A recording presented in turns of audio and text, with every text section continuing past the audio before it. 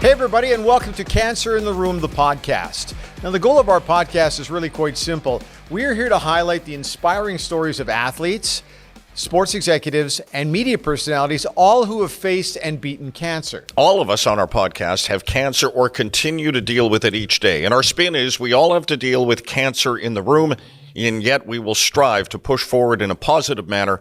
And we love talking sports. My name is Dave Jamieson, and he is Bryn Griffiths. From Olympic gold medal performances to home run calls to hosting Blue Jays baseball on Sportsnet, his voice has been part of the soundtrack to some of Canada's greatest sporting events. We welcome Jamie Campbell to Cancer in the Room. How you doing, by the way? Everything okay? Bryn and Dave, nice to hear from you. I felt better, and by that I mean, everybody gets a cold around this time of year, and I guess I got to get one too. Hey, Jamie, the numbers are staggering. If you put 5 people in a room in Canada alone, the chances are that 2 of the 5 have a cancer connection. Now, that's why we call this Cancer in the Room. And I guess the biggest question we always ask is, do you remember the first time cancer was mentioned to you by your doctor? Yes, I absolutely remember it. It was January 11th, 2021. I was on a couch, not far from the one I'm sitting on, in fact. Approximately at 11 o'clock in the morning. It's funny, and both of you would know this. You tend to remember details like this. My doctor, whose son plays in the National Hockey League, I might add, Jake Evans, who plays for the Montreal Canadiens, gave me a call to let me know that after a routine blood test, they had detected what's called chronic lymphocytic leukemia. And she asked me to go to an emergency room nearby as quickly as I could just to confirm what her blood tests were telling her. And I did that, and within a couple of hours, I don't want to say my life had changed, but my perspective on life had certainly changed because, as you both know, it's frightening to get told something that you have no information on. And I had nothing on CLL at that time. So the process of learning more about what I was diagnosed with soon began. Curious to know why you didn't go public as quickly as you did with this, because you'd known for quite some time, and it must have been a struggle for both you and your family. It was for a purpose that I didn't immediately publicize my illness, because when you're diagnosed with chronic lymphocytic leukemia, oftentimes, in fact, the majority of the time, you don't need treatment right away. It's what's called a watch and wait diagnosis. So I was told that at some point in time, I would require treatment because the progression of the leukemia would be enough where I would start to feel weak and fatigued, and my lymph nodes would explode. And there would come a time down the road where that would happen and treatment would be required. But at the moment, January 11th, 2021, when I got that diagnosis, I did not require any treatment whatsoever. All I knew is that in time, I would require it. And that was actually a very difficult period for me, was knowing that desire or that need for treatment was coming. And oddly enough, I was in Alberta when I figured out that I had really needed to go and start getting treatment. And it was a few days later in Toronto when I started taking the treatment. And that was the point where, the baseball season was about to begin. I think we were 2 weeks from opening day.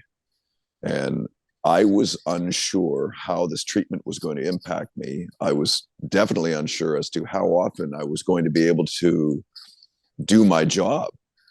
So I figured it would probably be best to alert people who watched Blue Jays baseball that I was dealing with this. And for whatever reason, if an extended period of time went by and you didn't see my face on the TV screen, there was a reason for it. I didn't want to hide anything from anybody.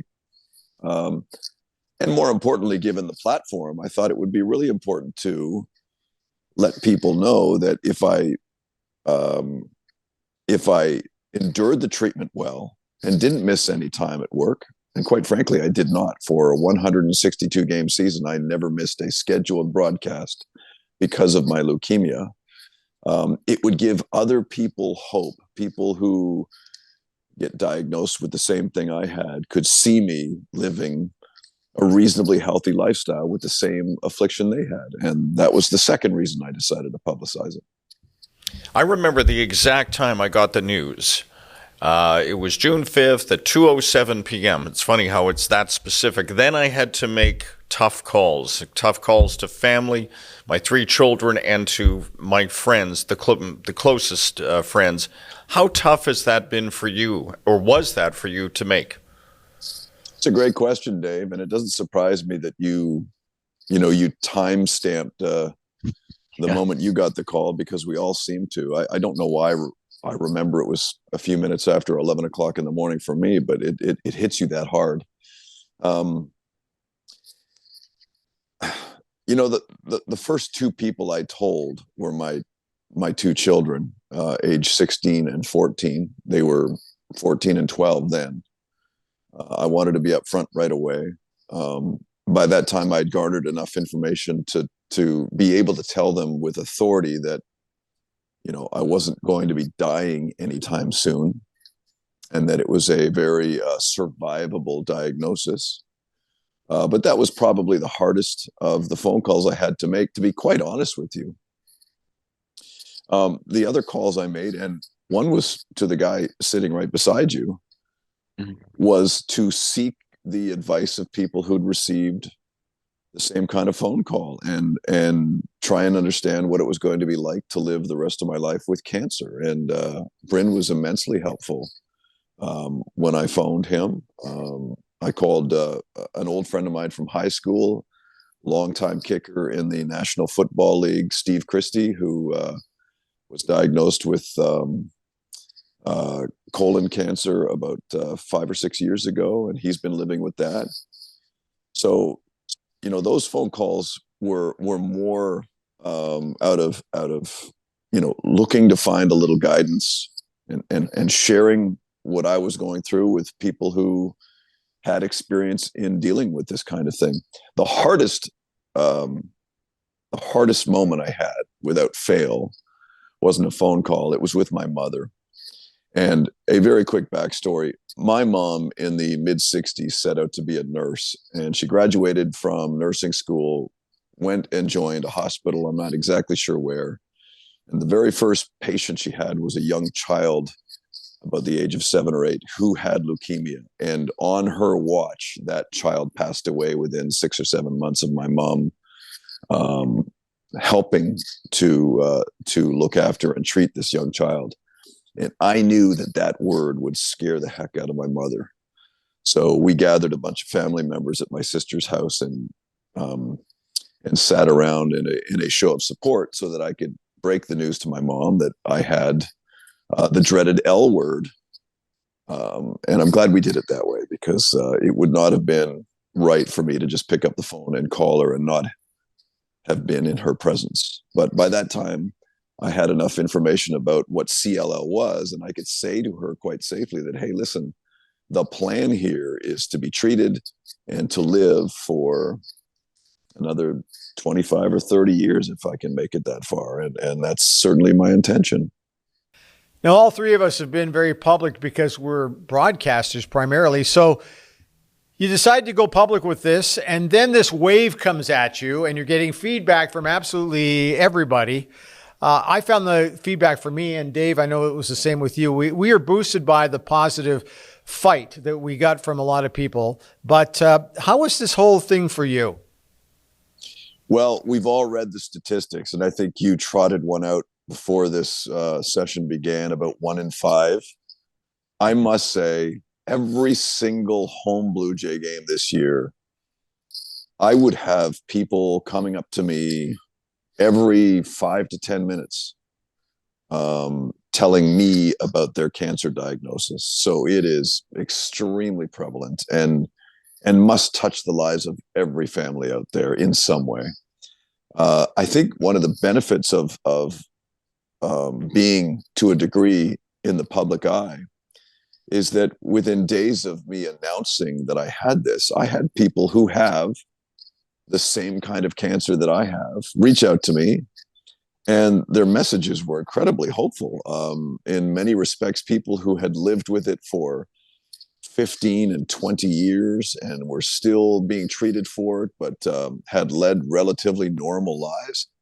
And that just gave me, that it made my heart soar, because, it gave me hope that I too could live a long, reasonably healthy life, even with CLL.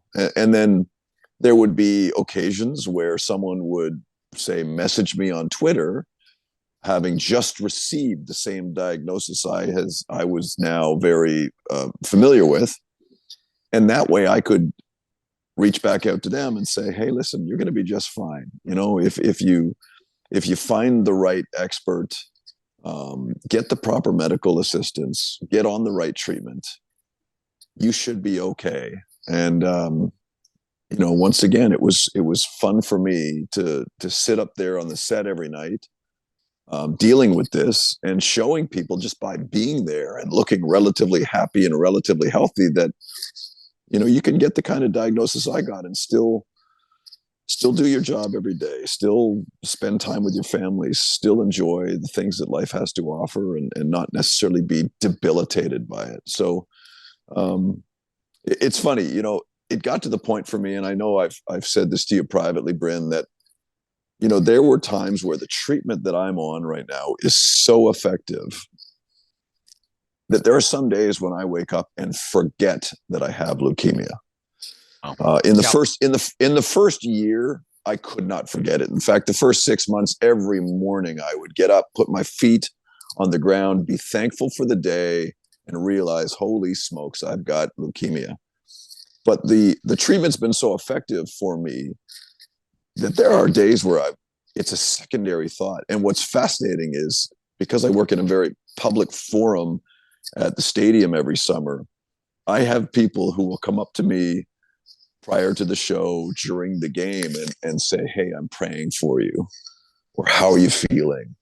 That's the first reminder every day that, oh yeah, that's right, I know what they're saying. They're being gracious and kind, and they are, in a way, reminding me that I have leukemia. It's quite fascinating. Jamie, it sounds like you're in a really good place with all of this, but as we all know, there's the physical component of all of this, then there's the mental side, and it comes with all the trimmings. How did you deal with the mental side of this fight? I did not seek any help, Dave. I came to a couple of realizations very quickly, and I'd be fascinated to hear what both of you went through when you had to process what you had. But, every day of the summer, I sit beside a man, Joe Siddle, whose 14-year-old son was taken by cancer within about 6 or 7 months of being diagnosed. And Kevin just did not get a chance to live out his life in full. It was 14 rich years, but, so sadly and so tragically, it was taken from him because of cancer. And so when I first learned of this, I thought to myself, I'm 53 years old. I've had a really, really good life, a rich life. I've lived, I've loved, I've experienced, I've seen things, I've been places. I ascended to the profession that I sort of handpicked when I was 13 or 14 years old. This has not been a bad journey. My greatest concern at the time was 2 teenage children who I had yet to see off to university and on to their individualistic lives. I wanted to make sure I was going to be around for that at the very least. But, beyond that, I kind of reflected on everything I'd been through. And for whatever reason, being appreciative of the years I've had made it easier to process the diagnosis. I don't know if that makes sense, but it worked for me. And now what I do is, like I said earlier, I wake up every day and I try not to worry about it. If it's taken from me tomorrow, well, it was fun while I was here. But otherwise, there's so many things in this life that we can't control, guys, and you both know that so well. I can't worry about, that little evil thing that might be lurking inside me that, may come and get me, and I can't control it. I'm not gonna waste energy and waste a good day and waste the time I have left with people that I love worrying too much about that. It's amazing when you notice every day, once you get that diagnosis that you have cancer. Now, my spectrum opened up. I started to see stuff and never really noticed a lot of that stuff beforehand or cared about it. So it was a bit of a game changer for me. Dave, you and I have talked about it frequently, that kind of thing. Like, for example, I have a backyard. I noticed all these blue jays in the backyard suddenly. Never saw them before. It's stuff like that. Now, I'm kind of curious to know whether or not you started to notice things like that as well. The first walk along the boardwalk close to my house in the East End of Toronto that I went on with my two children after my diagnosis was the most spectacular walk. And yet I had done it 100 times previously with them. And for whatever reason, the air smelled better. The sound of the waves from Lake Ontario crashing against the beach sounded better. Everything looked better, felt better. I mean, Bryn, you and I went to an Edmonton Oilers game with my 16-year-old son in March a year ago on a trip that maybe if I don't get a diagnosis, I don't take, because that was, hey, what haven't we done yet? And we both looked at each other and said, haven't gone to an Oilers game with you yet, or a Flames game. So we, packed a quick bag, jumped on a plane, went and saw the Flames, came up to Edmonton, saw the Oilers. You joined us for the game. That's the kind of thing that, if I hadn't been diagnosed, maybe I put that off. It's quite possible that I would have. We'll do it another time. We'll have lots of time to do that, son. Maybe another time. No. We're doing it. I did the same thing about 5-6 weeks ago. I took my kids to Europe. Would I have done that if I had not been diagnosed? Maybe not. Maybe I would have put it off. Don't put things off. Do them now. We draw inspiration from the world of sports, and you're surrounded by individuals who have overcome a lot in their lives and in their careers, and they give a tremendous amount back to the causes like this one. Did you get a call or a message from anyone who surprised you? Good question, Dave. Not a phone call that offered any kind of advice. The support from areas that you don't expect it from has pleasantly surprised me. And I'm extremely grateful. You know who reaches out to me by text message probably once every 2 to 3 weeks is Ken Rosenthal, who is, is in my business, is the best of the best among journalists in terms of, breaking trades and free agent signings. He is the one voice among journalists in baseball that you need to listen to if you want to know what's going on. And every 3 weeks I get a text message from him saying, how are you doing? And Ken's a busy man. He doesn't have time to keep texting me. And then during the All-Star game in July, both he and Vladimir Guerrero Jr. Held up signs during the 5th or 6th inning break when they were standing up for people with cancer, and my name and Buck Martinez's name were written on that sign, and I was completely leveled by that gesture. It's incredible what kind of people who you look at as sort of friends on the periphery who really step up, and maybe they've got some experience in dealing with this kind of thing on a level that I'm unaware of. But I'm really grateful for anybody who reaches out to say, hey, I'm thinking about you. Hey, I can't speak for you guys, but I got to admit, for me, I'm becoming a bit of an information sponge in all of this. I just can't get enough info on what is new in the latest battle against cancer, that type of thing. All the new treatments, all the new drugs, that type of stuff. We can beat this thing, but let's get back to how you feel about all of this.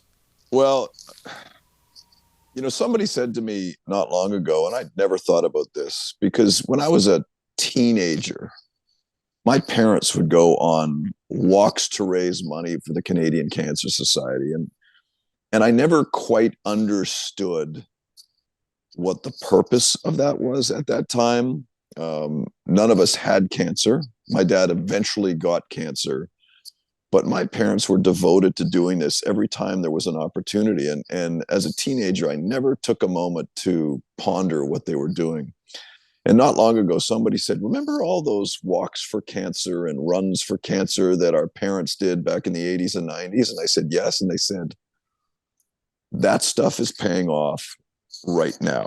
Yeah. Like like in this particular instance, they said, Jamie, the medication you're taking now that is literally saving your life was developed with the research and the funds all of those years ago. And it, like you mentioned, Bryn, it now has me looking.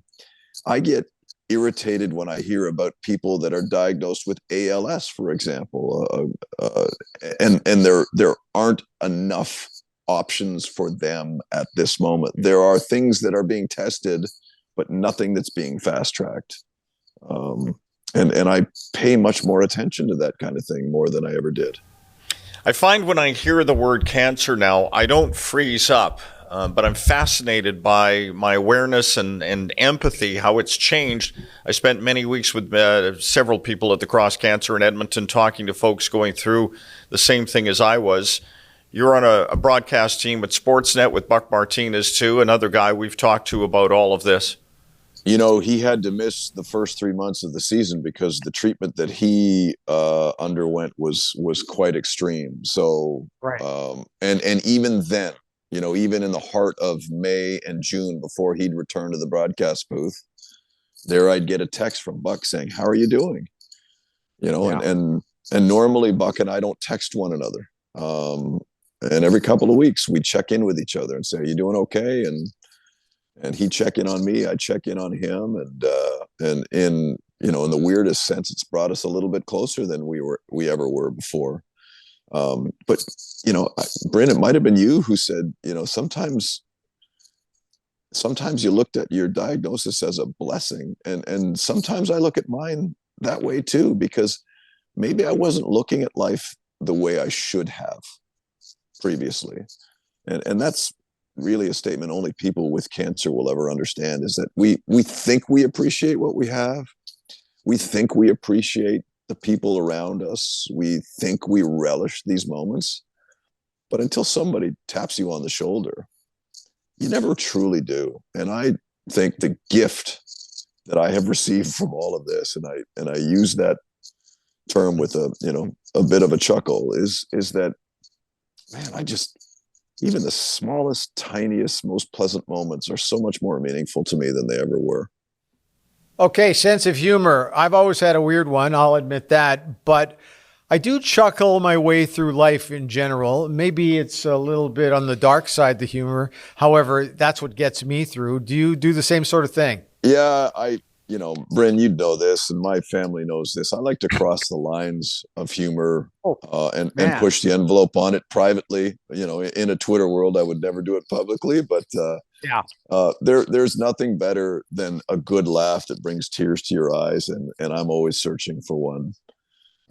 Maybe more so now than ever before. It's gallows humor at times, right? Yeah. Oh, yeah. Yeah. Laughter's a wonderful tonic. It's I can be at my worst, and something will trigger a memory that is followed by a fit of laughter, and suddenly you don't feel so bad. It's kind of like music in that way. You can be driving along in the darkest of days, and suddenly a song comes on that just brings you absolute joy. Laughter has that same feeling. Okay, let's shift gears right now and start talking about your career. Now, let me mention one name and then you take it, okay? So here's the one name, Alex Bilodeau. Alex Bilodeau. Yes, he almost saved my career in the weirdest of ways. He would never know that. I had been Throw it out there. I had been let go as the play-by-play man for the Blue Jays at the end of the 2009 season, and wasn't even sure if I was going to be employed by the network I still work with. But I knew I had an Olympic assignment in 2010 in Vancouver, and of course, as everybody remembers back then, we had hosted 2 Olympic Games by that time, one in Montreal, one in Calgary, and hadn't won a gold medal in any of them. So that anticipated first gold was sort of the early story of those games, and it just so happened that I was behind the microphone when it happened, and I still, what are we, 12 years later? I still get people stopping me, and I expect them to bring up, what the Blue Jays pitching staff's going to look like, or what left-handed bat are they going to go out and get. The first thing they mention is Alex Bilodeau's name, and Yeah. it was a weird time in my career because I wasn't sure where my career was headed at that point, and we had not yet created the concept of what's now known as Blue Jays Central. And Alex Bilodeau was a shot in the arm for me. It was a reminder that I was still relatively decent at the job and still here. We've just come through a World Cup in December with a crazy final, especially since Canada qualified. What's the most compelling sports story for you over the last 18 months? Oh boy. Oh my goodness. You're doing a fine job of Dave of putting me on the spot. Most compelling sports story.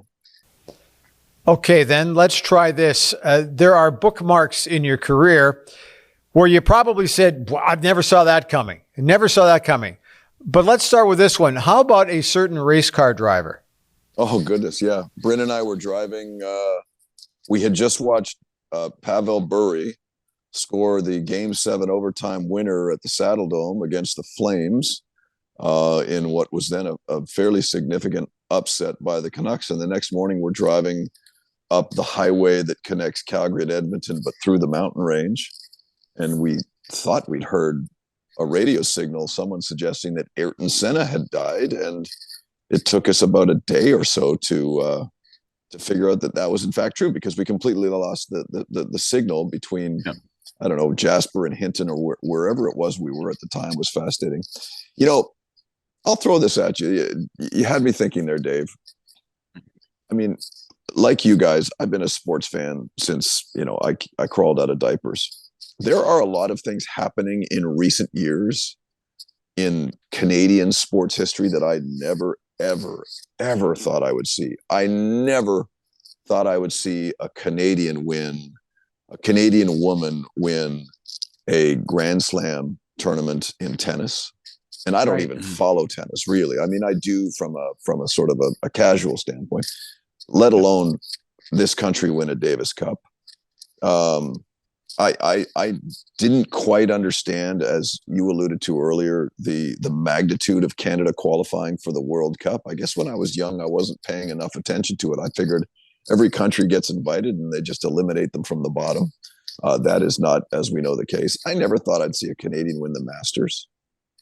I never thought I'd see a Canadian win the world driving title in Formula One and the Indy 500, for that matter. I love sports for that reason, because every year something happens, it seems, that blows our minds. And I know a lot of people, even though Argentina winning the World Cup isn't any kind of an upset, the way that game unfolded and the drama and the ebb and flow of that game is going to have people talking for years. But I just love that about sports. I love how it just surprises us. I was watching the reaction of some of the people in Buenos Aires online the other day, and I was almost in tears. I have no affiliation to that country whatsoever, and I was in tears with emotion, thinking back to Vancouver 2010, when Sydney scored the goal in overtime, and people were just straight up crying with joy. That's the great thing about sports. We're so lucky to be involved the way we are.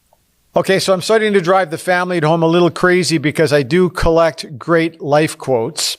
Stuff like, stuff that means a lot to me, relevant to me and what I'm going through. Do you do that kind of thing? No, I picked up one years ago. Okay. After I suffered a fairly lengthy bout of depression, and I needed to find a way to turn my life around somehow, some way. And a quote that came straight from the gravestone of Jackie Robinson is what literally helped turn me around. And it reads, a man's life is worthless, but for the impact it has on other lives. And I never truly understood the meaning of that. But once I did, it helped me find a greater purpose than myself. I think I'd spent the first 32 years of my life paying too much attention to me, and came to the realization at a very dark time that I needed to start thinking more about other people, less about myself. And once I'd done that, it changed my perspective on everything, and it dug me out of a dark, dark hole too, which is a longer, unnecessary story at this point. Jamie, this has been just great. Lots of positive stuff that you passed along and shared with us. We thank you for your time, and thank you for sharing your story. Great to hear from you, Dave. You too, Bryn. It's been a pleasure. What an interesting conversation. Thanks, man. Thanks so much. Okay, guys. Well, that's it for today. Thanks for being with us as we talk sports and cancer on Cancer in the Room. We really hope the stories we've shared today help to make your day better and inspire you to recognize that so many have gone through so much and that there's positive stuff happening all the time on the Beat Cancer front. Now, if you have a comment on today's podcast or a suggestion of maybe somebody you think we should reach out to and track down and find out their story, then it's really simple. Just email me. It's Bryn, B-R-Y-N, at road55.ca. You can also check out our Twitter feed, too, which is @CancerInTheRoom.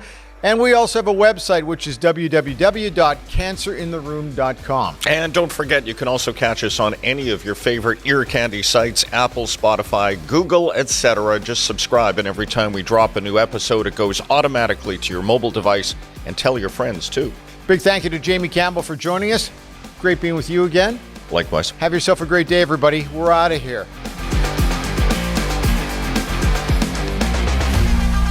This series is proudly produced by the team at Road 55. Road 55 creates content that connects. For more information, check our website, www.road55.ca.